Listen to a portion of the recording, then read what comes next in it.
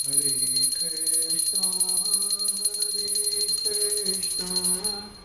Krishna Krishna, Hare Hare, Hare Rama, Hare Rama, Rama Rama, Hare Hare, Govinda Bolo, Hari Gopal Bolo.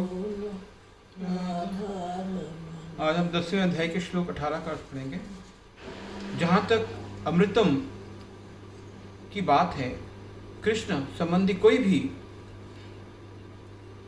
आख्यान अमृत तुल्य है और इस अमृत की अनुभूति व्यवहार से ही की जा सकती है।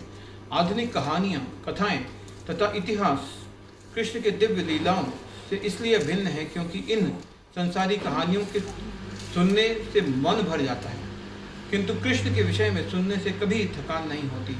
यही कारण है कि सारे विश्व का इतिहास भगवान के अवतारों की लीलाओं के संदर्भों में पटा हुआ है। हमारी पुराण विगत युगों के इतिहास है जिन्हें भगवान के विविध अवतारों की लीलाओं का वर्णन है। इस प्रकार बारंबार पढ़ने पर भी विषय वस्तु नवीन बनी रहती है।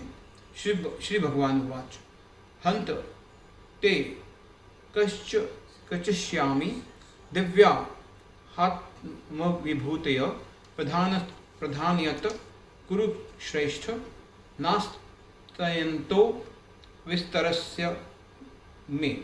श्री भगवान ने कहा, हंत है, हाँ ते तुमसे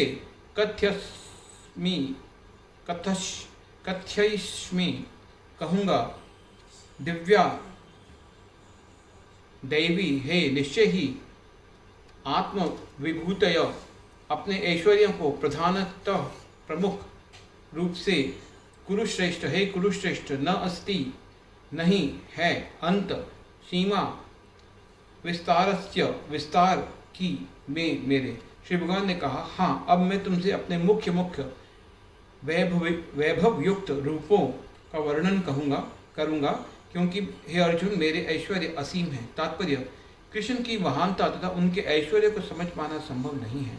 जीव की इंद्रियां सीमित हैं, अतः उनसे कृष्ण के कार्यकलापों की समानता को समझ पाना संभव नहीं है। तो भी भक्तजन कृष्ण को जानने का प्रयास करते हैं, किंतु यह मानकर नहीं कि वे किसी विशेष समय में या जीवन अवस्था में उन्हें पूरी तरह समझ सकेंगे, बल्कि कृष्ण के वृत्तांत इतने आस्वाद्य हैं कि भक्तों को अमृत तुल्य प्रतीत होते हैं।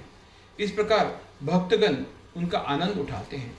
भगवान के ऐश्वर्यों तथा उनकी विविध शक्तियों की चर्चा चलाने में शुद्ध भक्तों को दिव्य आनंद मिलता है, अतः वे उनको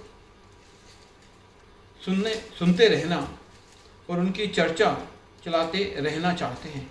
कृष्ण जानते हैं कि जीव उनके ऐश्वर्य के विस्तार को नहीं समझ सकते, फलतः वे अपनी विभिन्न शक्तियों को प्रमुख स्वरूपों का ही वर्णन करने के लिए राजी होते हैं।